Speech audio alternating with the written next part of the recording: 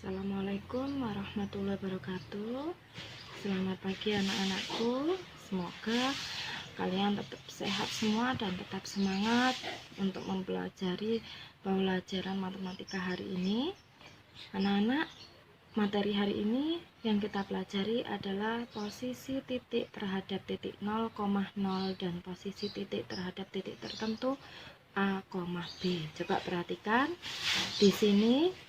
WIM sudah menyiapkan gambar denah perumahan yang pada pertemuan sebelumnya sudah Bu Im tampilkan sebagai contoh untuk denah rumah kalian. Tugas hari ini nak berkaitan dengan denah rumah yang sudah kalian buat. Kalian nanti menentukan posisi titik terhadap titik 0,0 dan posisi titik terhadap titik A, B. Kita mulai dulu ya. Bu Im beritahu di sini. Bu Im jelaskan, misalkan ada posisi titik terhadap titik 0,0, jadi acuan kalian adalah mulailah pada sumbu X terlebih dahulu, baru ke sumbu Y. Karena posisi titik 0,0 berada di pos utama, kalau kalian menentukan posisi perumahan, misalkan posisi perumahan terhadap pos utama, maka kalian tinggal menjawab. Kalian harus melalui dulu, berjalan. Jadi langkah kalian adalah berjalan dari sumbu X menuju sumbu Y.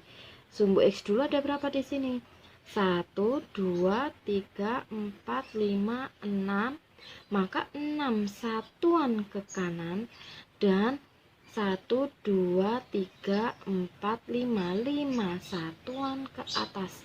Jadi posisi perumahan terhadap pos utama adalah 6 satuan ke kanan dan 5 satuan ke atas. Bisa dimengerti nak? Selanjutnya, misalkan beri contoh lagi, posisi pos 2 terhadap pos utama. Berarti bagaimana? Konsepnya sama. Kalian harus jalan melalui sumbu X dulu baru ke sumbu Y. Berapa di sini? 1, 2, 3, 4. Maka 4 satuan ke kiri dan berapa? 1, 2, 3, 4. 4 satuan ke atas. Bisa dimengerti ya? Itu posisi titik terhadap titik 0,0. Tetapi jika posisi titik terhadap titik A, B, jadi misalkan Bu Im mau menentukan posisinya pasar. Nah, posisi pasar terhadap tenda 2. Nah, jadi tenda 2 di sini berubah menjadi posisi 0,0. Jadi langkahnya sama, tapi kalian berjalannya, acuannya berada di tenda 2. Jadi kalian berjalan dari tenda 2 menuju pasar, tetap sama langkahnya. Mulai dari sumbu X dulu. Jadi 1, 2, 3, 4. Maka 4 satuan ke kanan dan 1 satuan ke atas. Bisa dimengerti ya nak? Bu Im melanjutkan. Satu lagi contoh yang Bu Im berikan, misalkan kalau posisi kolam